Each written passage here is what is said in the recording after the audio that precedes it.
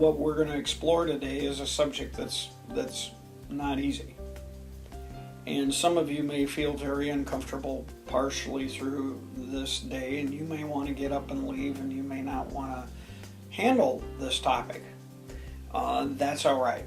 For those of you that are brave, and those of you that want to sit part of this journey and our exploration into the human brain, I do believe that this is going to help you connect with others, be a happier person, and how to be a more loving person in that nature. So I told that, go to the next slide, I basically told, I started with the story of your Aunt Mary and my brother Bob and my dad in the funeral industry, and how basically a total disconnect with the experience that we had.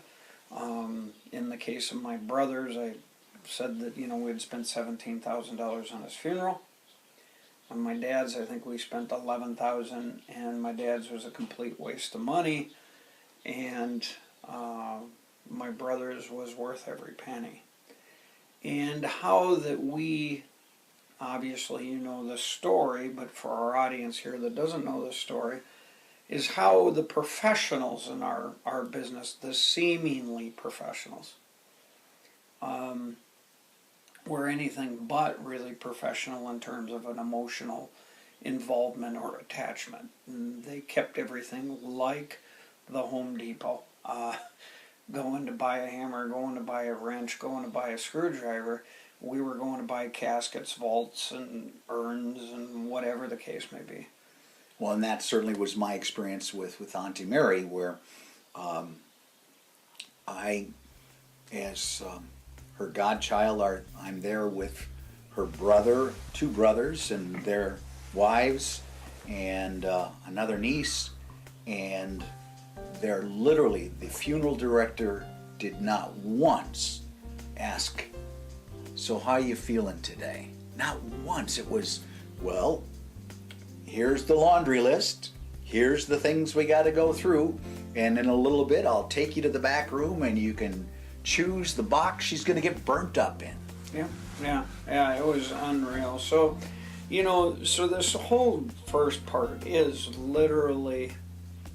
was more or less the dynamic of trying to set up, that is, we deal with grieving people all the time. They come in off of the street after the funeral occurred. Typically, the average family will come in about 4 weeks after to 6 weeks after the death. Sometimes they come in immediately. Sometimes they come even before they've actually buried mom or dad or cousin or whatever, and they stop in a monument company. So we see stages of grief that are very, very active. Now I want to clarify. You mentioned the two different funerals that you had, and that one wasn't worth a penny, and the other, even though it was $5,000 more, was worth every bit of it. Give me just a little feel for what was the difference there. The difference was not in the merchandising. So what was the difference? It was not anything to do with the building, the facility, the merchandising, the selection process. It was all into the human element. It was, in a nutshell, what was the capacity of the individual on the other end of the line, the funeral director, or to care, to show empathy, to be real, to actually act like, you care. You got all these weird emotions. I mean, I tell you this story, but tell the audience this story, that my dad's, we get in the arrangement of the funeral home, and we all get around the table to make these arrangements. And the funeral director literally does this. He does nothing. Nothing, Duane. Not a thing. And it seems like, in your mind, maybe I'm wrong, but it seemed like a half hour. But it was probably 3 minutes. Was he praying? No, he was, I think in retrospect, and this was a seasoned funeral director, in retrospect, he was hoping that people would start sharing. But he didn't invite anybody to share. He didn't say, hey, how are you guys doing? How are you dealing with this? So the other funeral home was exact opposite. They were very laid back and used my brother's nickname instead of your brother. It was Bobby. How are you handling Bobby's thing? Oh my God, this is a shocker to you guys. How you coping here? So again, the difference between the individual reactions was night and day, just absolutely night and day. In fact, I got to tell you that, God, I hate to hell this goes viral, because there is a funeral director out there that would know that it was him. But literally after this silence, out comes a contract and basically an itemized price list, and says under Minnesota law, we are required to disclose our services and fees, and he proceeds to go through it. Now, he is required by law to do that, but he's not required by law exactly when he has to do that, to my knowledge. Yeah, that was the same thing that happened with Auntie. Oh my God, maddening, just maddening. Well, and did you on this slide then also talk about the ability to connect with people? I mean, and what you do in terms of your interaction?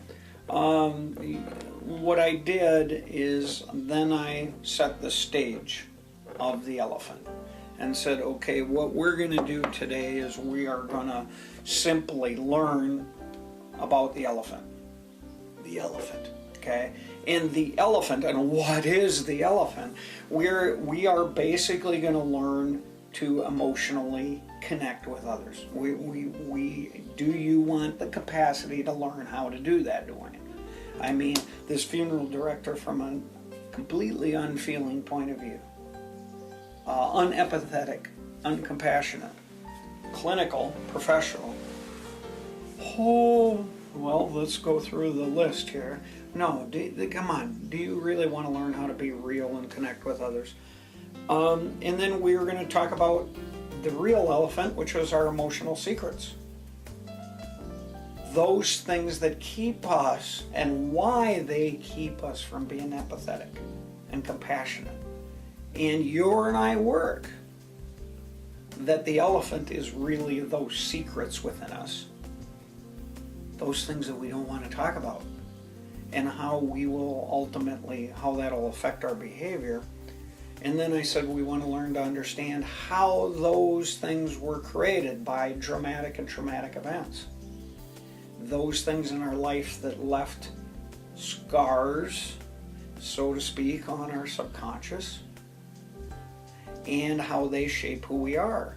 And why most of us actually live in what you and I call the land of mush.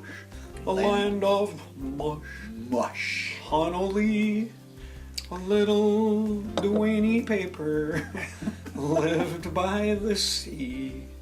He frolicked in the land of mush. and you know what the land of mush is. Land of mush is basically, we will get in and explain, but it is that unfeeling, uncompassionate, cold, kind of a numbing nature. That well, I think it's almost a part of our culture, Don, that everything's supposed to be happy, right? We're all supposed to be happy, but that means we can't be sad. And ironically, if you can't be sad, you really can't be happy. And so we're in this little middle ground. So there's never a real high because we're afraid of the low. And as you said, we call that the land of mush.